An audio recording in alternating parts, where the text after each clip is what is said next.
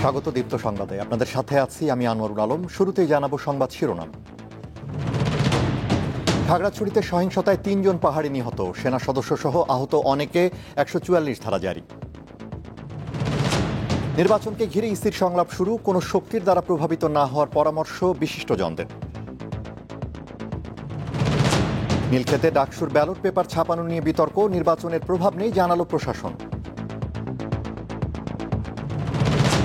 মহাষষ্ঠী দিয়ে শুরু শারদীয় দুর্গোৎসব, রাজধানীতে ৮৯টি মন্দির অধিক ঝুঁকিপূর্ণ মনে করছে পুলিশ।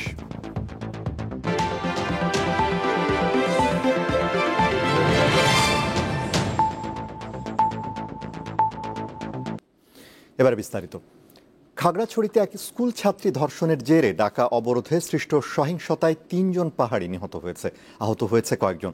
পাহাড়িদের হামলায় মেজর সহ ১৩ জন সেনা সদস্য, গুইমারা থানার ওসি সহ ৩ জন পুলিশ সদস্য ও কয়েকজন বিজিবি সদস্য আহত হয়েছে। পরিস্থিতি নিয়ন্ত্রণে প্রশাসন ১৪৪ ধারা জারি করেছে। উদ্ভূত পরিস্থিতি মোকাবেলায় পাহাড়ি বাঙালি সবাইকে ঐক্যবদ্ধ হয়ে কাজ করার আহ্বান জানিয়েছেন পার্বত্য চট্টগ্রাম বিষয়ক মন্ত্রণালয়ের উপদেষ্টা সুপ্রদীপ চাকমা। আর হতাহতদের ঘটনায় দুঃখ প্রকাশ করে দেয়া বিবৃতিতে দোষীদের শাস্তি নিশ্চিতের প্রতিশ্রুতি দিয়েছে স্বরাষ্ট্র মন্ত্রণালয়। গত মঙ্গলবার রাত ৯টার দিকে প্রাইভেট পড়ে ফেরার পথে খাগড়াছড়ির গুইমারায় এক মারমা কিশোরী দলবদ্ধ ধর্ষণের শিকার হয় বলে অভিযোগ ওঠে। এ ঘটনায় অজ্ঞাত ৩ জনের বিরুদ্ধে মামলা দায়েরের পর পুলিশ একজনকে গ্রেপ্তার করে, তাকে ৬ দিনের রিমান্ডে পাঠিয়েছে আদালত। ধর্ষণে জড়িত বাকিদের গ্রেপ্তার ও বিচারের দাবিতে জুম ছাত্র জনতার ব্যানারে শনিবার ভোর থেকে বিকাল ৫টা পর্যন্ত অবরোধ পালন করা হয়। অবরোধের কারণে সাজেকে আটকে পড়া পর্যটকদের শনিবার রাতে খাগড়াছড়িতে ফিরিয়ে আনে প্রশাসন। এরপর অনেকেই নিজ নিজ গন্তব্যে চলে যান।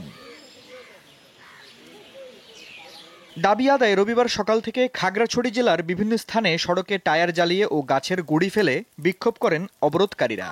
গুইমারার রামেশুবাজার এলাকায় সড়ক অবরোধ সরাতে গেলে সেনা সদস্যদের লক্ষ্য করে ইটপাটকেল নিক্ষেপ করে আন্দোলনকারীরা। এতে মেজর সহ অন্তত ১৩ জন সেনা সদস্য আহত হয়। এ সময় গুইমারা থানার ওসি সহ ৩ পুলিশ সদস্যও আহত হয়। পরে সেনা সদস্যরা লাঠিচার্জ ও ১০ থেকে ১৫ রাউন্ড ফাঁকা গুলি চালিয়ে উচ্ছৃঙ্খল পাহাড়ি জনতাকে ছত্রভঙ্গ করে। এছাড়া রামগড় এলাকায় উচ্ছৃঙ্খল পাহাড়িদের ইটপাটকেল নিক্ষেপে বিজিবির কয়েকজন সদস্য আহত হয়েছে। অবরোধের মধ্যেই বেলা ১টার দিকে গুইমারা উপজেলার রামেশুবাজারে আগুন দেয়া হয়। এতে বেশ কয়েকটি দোকান পুড়ে যায়, সাথে বাজারের পাশের কয়েকটি বসতঘরও ক্ষতিগ্রস্ত হয়। এদিকে গুইমারায় গুলিতে ৩ জন নিহতের খবর পাওয়া গেছে, তবে কার গুলিতে কিভাবে তারা মারা গেছে বিস্তারিত জানা যায়নি। এ ঘটনার পর খাগড়াছড়ির গুইমারা উপজেলায় থমথমে পরিস্থিতি বিরাজ করছে। জেলা প্রশাসক এবিএম ইফতেখারুল ইসলাম খন্দকার জানান, পরিস্থিতি নিয়ন্ত্রণে খাগড়াছড়ি পৌরসভা, সদর উপজেলা ও গুইমারায় ১৪৪ ধারা জারি করা হয়েছে। পরিস্থিতির উন্নতি না হওয়া পর্যন্ত এই নির্দেশনা বহাল থাকবে। সেনাবাহিনীর টহলের পাশাপাশি ৭ প্লাটুন বিজিবি মোতায়েন করা হয়েছে। চলমান পরিস্থিতি নিয়ে খাগড়াছড়ি জেলা প্রশাসনের সম্মেলন কক্ষে অনুষ্ঠিত বিশেষ আইনশৃঙ্খলা সভায় যোগ দেন পার্বত্য চট্টগ্রাম বিষয়ক মন্ত্রণালয়ের উপদেষ্টা সুপ্রদীপ চাকমা। বৈঠকের পর তিনি উদ্ভূত পরিস্থিতি মোকাবেলায় পাহাড়ি বাঙালি সবাইকে ঐক্যবদ্ধ হয়ে কাজ করার আহ্বান জানান। যারা সংগ্রাম করতেছে, যারা প্রতিবাদ করতেছে, তাদের একটা লিমিট আছে। ওই লিমিটের বাইরে কেউ কারো যাওয়া ঠিক না।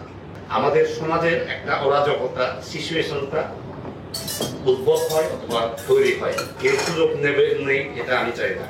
খাগড়াছড়িতে হতাহতের ঘটনায় দুঃখ প্রকাশ করে রবিবার সন্ধ্যায় বিবৃতি দিয়েছে স্বরাষ্ট্র মন্ত্রণালয়। সবাইকে শান্ত থাকার আহ্বান জানিয়ে বিবৃতিতে আরও বলা হয়, এ ঘটনায় জড়িতদের বিরুদ্ধে অতি শিগগিরই তদন্তপূর্বক আইনানুগ ব্যবস্থা গ্রহণ করা হবে। কোনো অপরাধীকেই ছাড় দেওয়া হবে না। আফরিদ হাসান, দীপ্ত বার্তা কক্ষ। ভোটার যাতে পছন্দের প্রার্থী বাছাই করতে পারে তা নিশ্চিত করতে নির্বাচন কমিশনের প্রতি আহ্বান জানিয়েছেন সুশীল সমাজের প্রতিনিধিরা।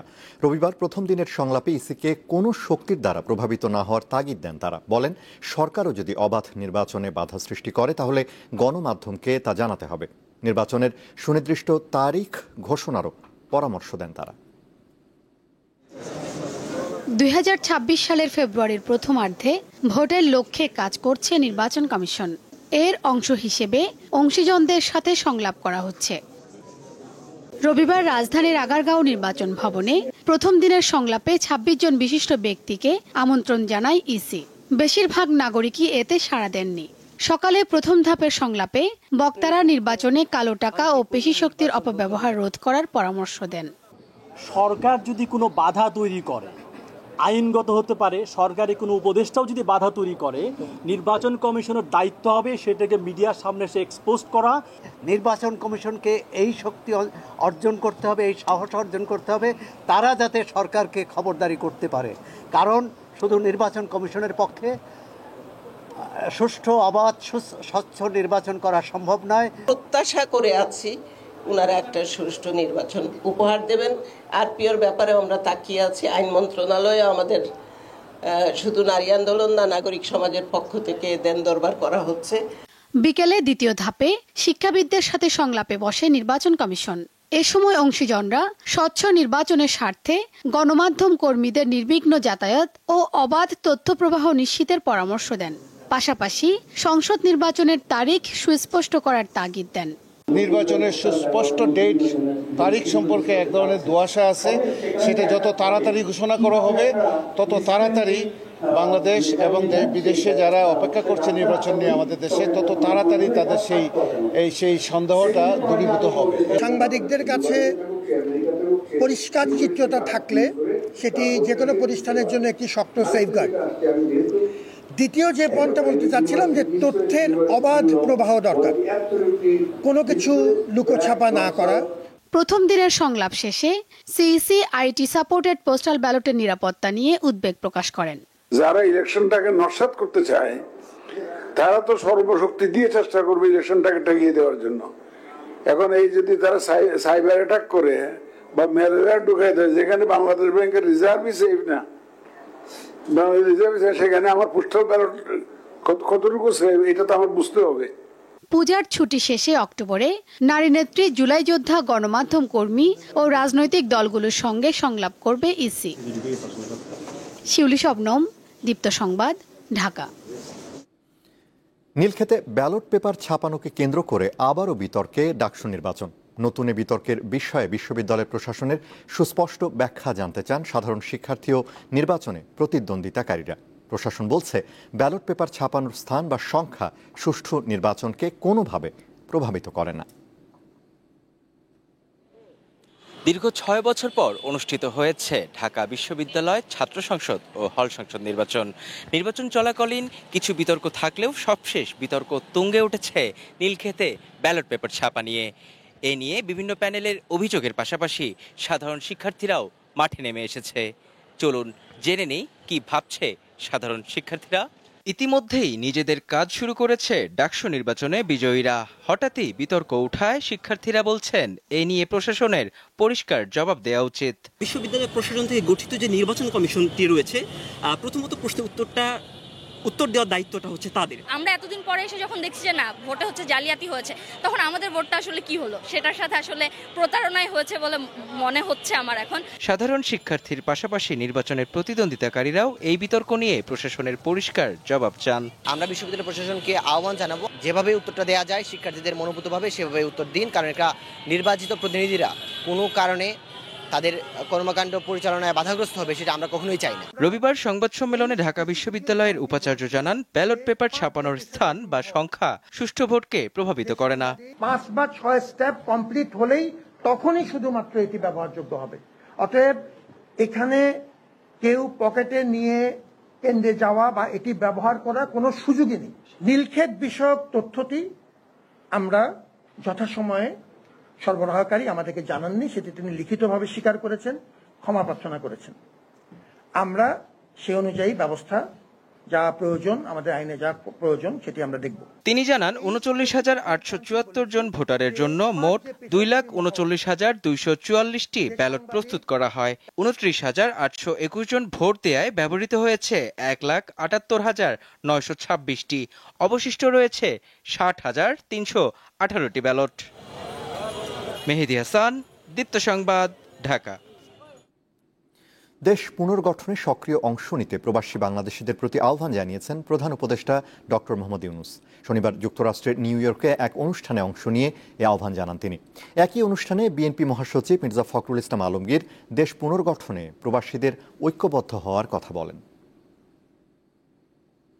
শনিবার ম্যানহাটনের নিউ ইয়র্কে অনুষ্ঠিত NRB connect day empowering global Bangladeshis শীর্ষক অনুষ্ঠানের আয়োজন করা হয়। এতে প্রধান উপদেষ্টা ডক্টর মোহাম্মদ ইউনূস প্রবাসীদের দেশের অবিচ্ছেদ্য অংশ হিসেবে উল্লেখ করেন। বলেন, জুলাই অভ্যুত্থানের ফলে শুরু হওয়া পরিবর্তনকে এগিয়ে নিতে গুরুত্বপূর্ণ ভূমিকা রাখছে প্রবাসীরা। এই পরিবর্তন যা করলো সেই শক্তি আমাদের দিয়েছে, এই শক্তিটা যেন হারিয়ে না। সেই জন্য আজকে আমরা সবাই মিলে জাতিসংঘে এসেছি।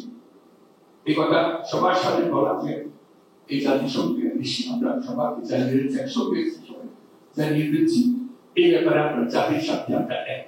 ছাত্রদের অভ্যুত্থান হলো সেটা আমাদের মস্ত বড় প্রতিবন্ধকতা সরিয়ে দিয়েছে, আমাদের স্বপ্ন দেখা সরিয়ে দিয়েছে, স্বপ্ন বাস্তবায়নের সঙ্গে দিয়েছে। একই অনুষ্ঠানে বিএনপি মহাসচিব মির্জা ফখরুল ইসলাম আলমগীর প্রবাসীদের ঐক্যবদ্ধ হওয়ার আহ্বান জানান। তিনি বলেন, স্বৈরাচারী শাসন দেশকে বিপর্যস্ত করেছে। আমি আরো আশাবাদী হয়ে উঠেছি যে আমাদের এই নতুন জেনারেশন তারা নিঃসন্দেহে আমাদের দেশে নতুন সংগ্রামে, নতুন লড়াইয়ে, নতুন স্বপ্নের মধ্য দিয়ে আমাদেরকে নতুন দিগন্তের মধ্যে নিয়ে যাবে। আমি অত্যন্ত আশাবাদী হয়ে উঠেছি যে আমাদের মেয়েরা, নারীরা তারা একটা বিশাল ভূমিকা পালন করবেন। অনুষ্ঠানে জামায়াতে ইসলামের নায়েবে আমির ও জাতীয় নাগরিক পার্টি এনসিপির সদস্য সচিব আক্তার হোসেনও বক্তব্য রাখেন।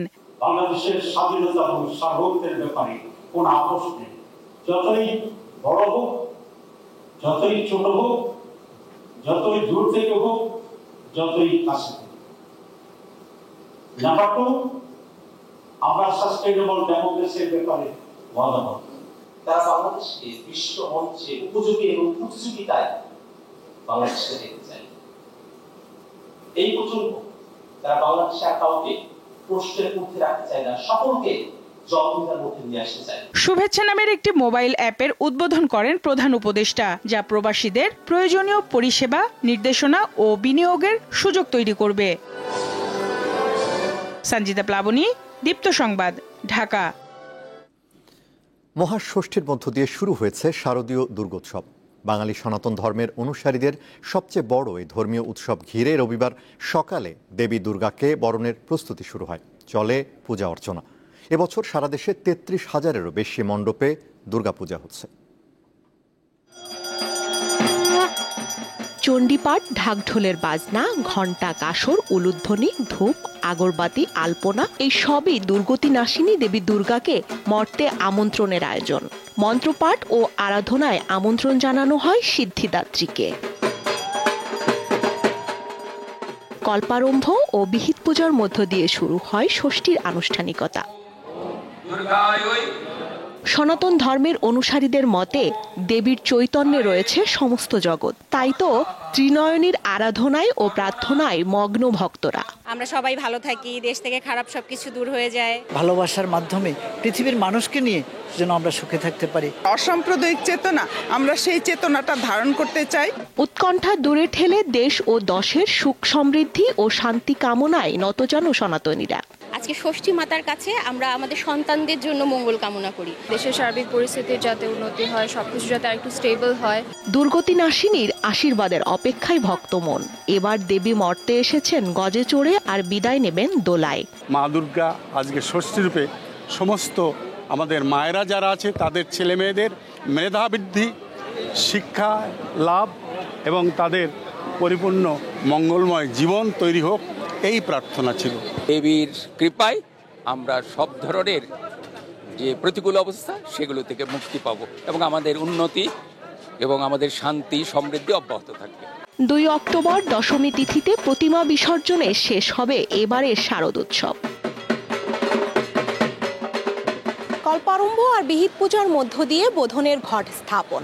পুরনো রূপে পিতৃগৃহে মা উমা, ধূপধুনুচি, পঞ্চপ্রদীপ আর ঢাকের বাদ্যে মা উমাকে বরণের মধ্য দিয়ে সুখ সমৃদ্ধি আর শান্তি কামনায় নতজানু ভক্তের হৃদয়। স্বস্তিকা সিংহ, দীপ্ত সংবাদ, ঢাকেশ্বরী জাতীয় মন্দির, ঢাকা। ঢাকা মহানগরে 254টি মন্দিরের মধ্যে 89টিকে অধিক ঝুঁকিপূর্ণ হিসেবে চিহ্নিত করেছে পুলিশ। ডিএমপি কমিশনার জানিয়েছেন, গত বছরের তুলনায় এবার আইনশৃঙ্খলা পরিস্থিতি আরও সুসংগঠিত। এদিকে এনসিপির আহ্বায়ক নাহিদ ইসলাম বলেছেন, আগামী নির্বাচনে সকল সম্প্রদায়ের অংশগ্রহণ নিশ্চিত করবে এনসিপি। রবিবার সন্ধ্যায় ঢাকেশ্বরী মন্দিরে শারদীয় দুর্গোৎসব পরিদর্শনে যান এনসিপির আহ্বায়ক নাহিদ ইসলাম। এ সময় তিনি বলেন, জুলাই গণ অভ্যুত্থানের পর সম্প্রীতি ও অন্তর্ভুক্তিমূলক বাংলাদেশ গড়তে চেয়েছে ছাত্র জনতা। সেই লক্ষ্যকে সামনে রেখে সকল ধর্ম, বর্ণ ও মতের মানুষের ঐক্যের ভিত্তিতে সামনে এগোতে চায় এনসিপি। সকল ধর্ম, মতের মানুষের ঐক্যের ভিত্তিতে আমরা সামনের দিনে এগোতে চাই। জাতীয় নাগরিক পার্টি সেই জন্য কাজ করে যাচ্ছে। নির্বাচনী ইস্তিহারেও আমরা যাতে সকল নাগরিকের সমান মর্যাদা, সকল সম্প্রদায়ের সমান অধিকার এবং মর্যাদা নিশ্চিত হয়, সেই লক্ষ্যে আমরা কাজ করব। এর আগে বিকালে ঢাকেশ্বরী মন্দিরের পূজার সার্বিক নিরাপত্তা পরিদর্শনে যান ডিএমপি কমিশনার। জানান, নিরাপত্তা নিশ্চিতে প্রতিটি মণ্ডপকে 4টি শ্রেণীতে ভাগ করে বিশেষ ব্যবস্থা নেওয়া হয়েছে। অধিক ঝুঁকিপূর্ণ 89টি, কোনো রকম কোনো সমস্যা হবে না। আমি আশা করি নিরাপত্তাজনিত কোনো ঘটনা ঘটবে না। আমাদের যথেষ্ট ব্যবস্থা আছে, কেউ কোনো দুষ্টামি করার সুযোগ পাবে না। দুষ্টামি করলে আমরা সম্মিলিতভাবে সেটা মোকাবেলা করব এবং তাদেরকে আইনের আওতায় আনা হবে। তিনি জানান, রাজধানীর পরিস্থিতি নিয়ন্ত্রণে 2200 সদস্য নিরাপত্তার দায়িত্বে থাকবে। পাশাপাশি বিসর্জনের দিন আইন শৃঙ্খলা নিয়ন্ত্রণে বিভিন্ন বাহিনীর 2400 জন সদস্য মোতায়েন থাকবে। বিসর্জন শোভাযাত্রা নির্বিঘ্ন করতে অতিরিক্ত আরও প্রায় 2400 ফোর্স মোতায়েন থাকবে। হেদায়েতুল্লাহ সীমান্ত, দীপ্ত সংবাদ, ঢাকা। 12,000 টাকা বিমান ভাড়া কম ধরে 4,67,000 টাকার হজ প্যাকেজ ঘোষণা করেছে ধর্ম মন্ত্রণালয়। রবিবার সচিবালয়ে আন্তঃমন্ত্রণালয় সভা শেষে ধর্ম উপদেষ্টা আফম খালিদ হোসেন এই নতুন প্যাকেজ ঘোষণা করেন। তিনি বলেন, সর্বোচ্চ হজযাত্রী প্রেরণকারী দেশের তালিকায় বাংলাদেশের অবস্থান চতুর্থ। ধর্ম উপদেষ্টা জানান, গত বছর বাংলাদেশ থেকে 87,100 জন হজ পালন করেছেন। সামগ্রিক বিবেচনায় এদেশের ধর্মপ্রাণ মুসলমান, বিশেষ করে যারা হজ পালনের জন্য নিয়ত করেছেন, তাদের মধ্যে হজ প্যাকেজ নিয়ে বিশেষ আগ্রহ ও কৌতূহল রয়েছে।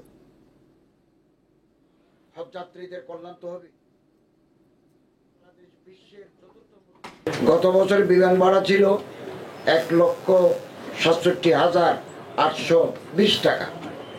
এবছর বিমান ভাড়া নির্ধারণ করা হয়েছে 1,54,830 টাকা।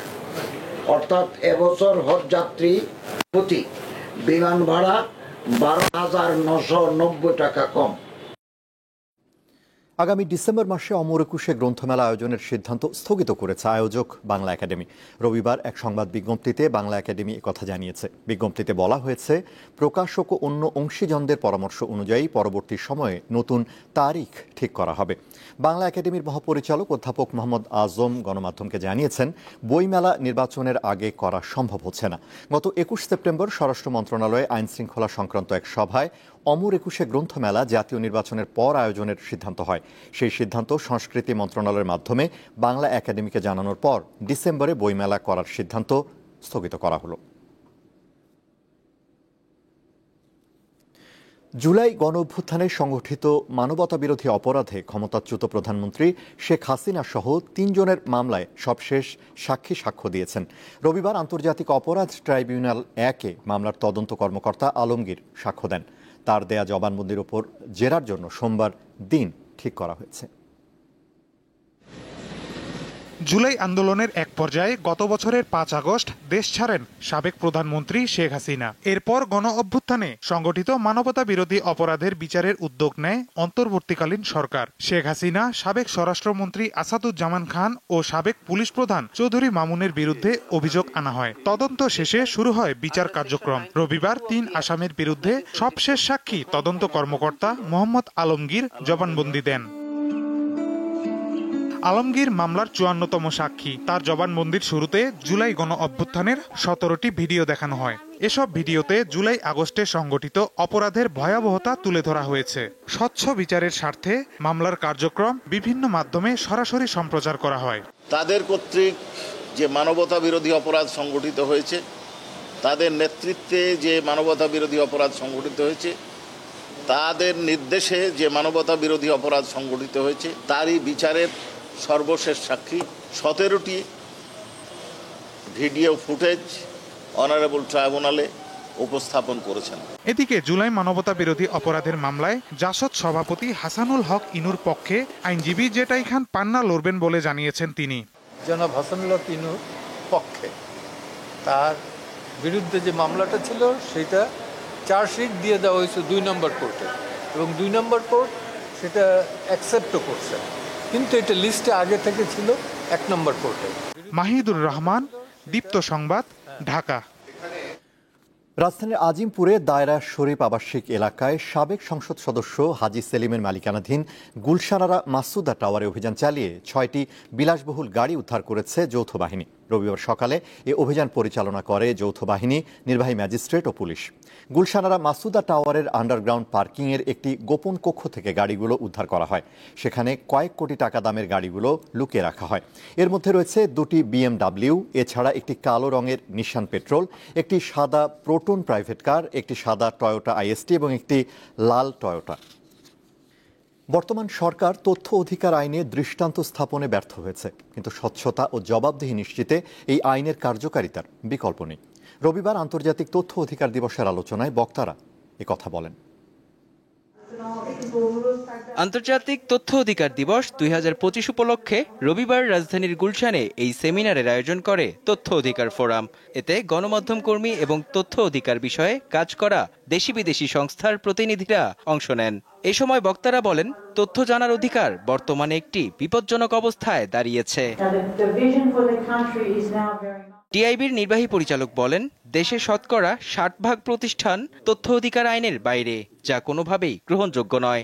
আমাদের যারা সরকার পরিচালনায় সরকারের শীর্ষ পদ থেকে শুরু করে বিভিন্ন সরকারি প্রতিষ্ঠানে গুরুত্বপূর্ণ দায়িত্বে নিয়োজিত থাকেন, তাদেরকে একটা জিনিস উপলব্ধি করতে হবে যে সরকারি তথ্য সরকারের তথ্য নয়, সরকারি তথ্য কোনো সরকারি কর্মকর্তার তথ্য নয়, সরকারি তথ্য জনগণের তথ্য এবং জনগণের অধিকার আছে এই তথ্য জানার। রাজনৈতিক দলগুলোকেও তথ্য অধিকার আইনের আওতায় আনা গেলে জবাবদিহি নিশ্চিত হবে বলে মনে করেন নির্বাচন ব্যবস্থা সংস্কার কমিশনের প্রধান। রাজনৈতিক দলগুলো তথ্য অধিকার আইনের আওতায় আসা দরকার এবং রাজনৈতিক দলগুলো অত্যন্ত গুরুত্বপূর্ণ সাংবিধানিক স্বীকৃত প্রতিষ্ঠান এবং রাজনৈতিক দল যদি স্বচ্ছ না হয়, রাজনৈতিক দল যদি গণতান্ত্রিক না হয়, তাহলে কিন্তু দেশে গণতন্ত্র প্রতিষ্ঠিত হওয়ার আশায় সুদার। তিনি জানান, আগামী নির্বাচনে প্রার্থীদের শিক্ষাগত যোগ্যতা, আয় ব্যয় বিবরণী ও অন্যান্য তথ্য জনগণের সামনে প্রকাশের প্রস্তাব করা হয়েছে। ভোটারদের প্রার্থীদের সম্পর্কে তথ্য প্রাপ্তির অধিকারকে মৌলিক অধিকার হিসাবে স্বীকৃতি দেওয়া হয়েছে। অনাকাঙ্ক্ষিত ব্যক্তিরা নির্বাচনে অংশগ্রহণ করে তাদেরকে যদি দূরে রাখতে পারে, তাহলে এই ভোটারদের প্রার্থীদের সম্পর্কে তথ্য জানার অধিকার প্রতিষ্ঠার কোনো বিকল্প নেই। সরকারি কর্মকর্তাদের তথ্য গোপনের প্রবণতায় পরিবর্তন না এলে তথ্য অধিকার আইনের সুফল মিলবে না বলে মন্তব্য করেন তারা। মেহেদী হাসান, দীপ্ত সংবাদ, ঢাকা। ছায়াশক্তির বাধায় গণমাধ্যম সংস্কার কমিশনের একটি সুপারিশও সরকার বাস্তবায়ন করতে পারেনি। রবিবার ঢাকায় সিজিএস এর আলোচনা সভায় এমন মন্তব্য করে গণমাধ্যম সংস্কার কমিশনের প্রধান কামাল আহমেদ দ্রুত সাংবাদিক সুরক্ষা আইন বাস্তবায়নের দাবি জানান। এতে তথ্য উপদেষ্টা মাহফুজ আলম বলেন, রাজনৈতিক দলগুলোর নানা প্রতিবন্ধকতায় অনেক কাজ এগিয়ে নেওয়ার সুযোগ হয়নি। নির্ধারণ করে দিতে পারে। রবিবার রাজধানীর সিটাপ মিলনায়তনে গণমাধ্যমের স্বনিয়ন্ত্রণ ও অভিযোগ ব্যবস্থাপনা, রাজনৈতিক ও নীতিগত দৃষ্টিভঙ্গি শীর্ষক গোলটেবিল আলোচনার আয়োজন করে centre for governance studies CGS. ইউনিয়নের কিন্তু গৌরব উজ্জ্বল অধ্যায়ও আছে। আলোচনা সভায় অংশ নেন বিভিন্ন রাজনৈতিক দলের নেতা, গণমাধ্যম ব্যক্তিত্ব ও সুশীল সমাজের প্রতিনিধিরা। এতে গণমাধ্যমের স্বাধীনতা, সাংবাদিকদের জীবনযাত্রার মান উন্নয়ন ও গণমাধ্যমে রাজনীতির প্রভাব নিয়ে নিজেদের মতামত তুলে ধরেন তারা। দলগুলোর ইশতেহারে কোনো অঙ্গীকার করতে পারে, আমি কয়েকটা অঙ্গীকার সরাসরি প্রস্তাব করি। একটা আমার কাছে মনে হচ্ছে যে মত প্রকাশের ব্যাপারে এবং মুক্ত সাংবাদিকতার ব্যাপারে তারা কি করবেন সেটা স্পষ্ট করা উচিত ইশতেহারে। গণমাধ্যমের উচিত আমাদেরকে জবাবদিহির আওতায় আনা, কারণ দিন শেষে তো রাজনীতিবিদদের কাছে যেতে হয়। সম্ভব হলে সামনে নির্বাচনে আমি মনে করি যে মিডিয়ার মুখোমুখি রাজনীতিবিদদের আমাদের হওয়া উচিত। এটা আপনারা করেন। ক্ষমতার কাছাকাছি থাকবার একটা আকাঙ্ক্ষায় যে গণমাধ্যমটি বিকশিত হচ্ছে, সেই গণমাধ্যমের কাছ থেকে আমরা আগামী দিনে খুব ভালো কিছু পাবো কিনা সেই প্রশ্ন কিন্তু থাকেই। সরকার বদলের সঙ্গে সঙ্গে তাদের আনুগত্য বদলে যায়। আনুগত্য দিয়ে কোনো স্বাধীন সংবাদ মাধ্যম সম্ভব নয়। সবাই কি বিসিএস ক্যাডার হবেন? বিসিএসে যাবেন? বিসিএসে মাত্র 1000-2000 পোস্ট, আর বাকিরা কি করবেন? অনেক যোগ্য মানুষ আছে যারা সাংবাদিকতা করেন, সুতরাং তাদের জীবনমানের বিষয়গুলো এটার মধ্যে আসা উচিত। মিডিয়াকে বলা হয় বাংলাদেশের দর্পণ। মিডিয়া সংস্কার নিয়ে কোনো আলোচনা হয়নি। তাহলে এই সরকারের ব্যর্থতা নয় যে এই সরকার ইচ্ছাকৃতভাবে এই মিডিয়া সংস্কারটা চায় না। গণমাধ্যম সংস্কারের সুপারিশ বাস্তবায়ন না হওয়ায় হতাশা জানিয়ে গণমাধ্যম সংস্কার কমিশনের প্রধান দ্রুত সাংবাদিক সুরক্ষা আইন বাস্তবায়নের তাগিদ দেন। এ সময় তথ্য উপদেষ্টা জানান, রাজনৈতিক দলগুলো চাইলে 1 মাসের মধ্যে এই আইন বাস্তবায়ন সম্ভব। সরকার চাইলে পারে না, এটা আমরা বিশ্বাস করি না। এটা বিশ্বাস করার কোনো কারণ নেই। আপনাদেরকে পারতে হবে। আগামী 4 মাস সময় আছে। এই 4 মাস যদি আপনারা চেষ্টা করেন, আপনারা পারবেন। কিন্তু আপনারা যদি ওই আমলাদের কথা শোনেন, করতে পারবেন না। আপনারা অন্য স্টেক হোল্ডারদের দিকে তাকিয়ে থাকেন, করতে পারবেন না। রাজনৈতিক দলগুলো চাইলে আমি 1 মাসের মধ্যে আইন করে দিতে পারবো, যদি না চায়, তাদের সদিচ্ছা না থাকে। কারণ রাজনৈতিক দলগুলোর সাথে আমলারা যুক্ত। আমলারা বসে আছে কখন পরবর্তী সরকার আসবে, এন্ড এই আইনগুলো তারা তখন পাশ করবেন। বিগত 2 মাস ধরে উপদেষ্টা পদ নিয়ে অনিশ্চয়তা রয়েছে বলে মন্তব্য করেন তথ্য উপদেষ্টা। আমি জানি না আমার গদি কখন থাকবে, আমি আজকেও জানি না কালকে নামতে হবে কিনা আমার। নূর আলম, দীপ্ত সংবাদ, ঢাকা। আন্তর্জাতিক। ভারতের তামিলনাড়ুতে রাজনীতিক অভিনেতা থালাপতি বিজয়ের জনসভায় পদদলিত হয়ে 39 জন নিহতের ঘটনায় মামলা করেছে দেশটির পুলিশ। মামলায় বিজয়ের রাজনৈতিক দল তামিলাগা ভেত্রি কাজাগামের 2 শীর্ষ নেতা সহ 6 জনের বিরুদ্ধে অনিচ্ছাকৃত হত্যার অভিযোগ আনা হয়েছে। এদিকে দুর্ঘটনায় মৃত ব্যক্তিদের পরিবারকে 20 লাখ রুপি ও আহতদের 2 লাখ রুপি করে ক্ষতিপূরণ দেওয়ার ঘোষণা দিয়েছেন বিজয়। এছাড়া মৃত ও আহত ব্যক্তিদের জন্য গভীর শোক ও সমবেদনা প্রকাশ করেছেন দক্ষিণ ভারতের এই সুপারস্টার। শনিবার সন্ধ্যায় তামিলনাড়ুর কারুর জেলায় নির্বাচনী প্রচারণার অংশ হিসেবে এই সমাবেশ ডাকলে ভিড়ের মধ্যে পদদলিত হয়ে শতাধিক মানুষ হতাহত হয়। করব দীপ্ত সংবাদ, তার আগে সংবাদ শিরোনামগুলো জানাবো আরও একবার। খাগড়াছড়িতে সহিংসতায় 3 জন পাহাড়ি নিহত, সেনা সদস্য সহ আহত অনেকে, 144 ধারা জারি। নির্বাচনকে ঘিরে স্থির সংলাপ শুরু, কোনো শক্তির দ্বারা প্রভাবিত না হওয়ার পরামর্শ বিশিষ্টজনদের। নীলক্ষেতে ডাকসুর ব্যালট পেপার ছাপানো নিয়ে বিতর্ক, নির্বাচনের প্রভাব নেই জানালো প্রশাসন। এবং মহাষষ্ঠী দিয়ে শুরু শারদীয় দুর্গোৎসব, রাজধানীতে 89টি মন্দির অধিক ঝুঁকিপূর্ণ মনে করছে পুলিশ। এই ছিল এখনকার মতো। এছাড়া আরও তথ্য বিনোদনের খবর পেতে যুক্ত থাকুন দীপ্তর ডিজিটাল প্ল্যাটফর্মগুলোতে। ধন্যবাদ।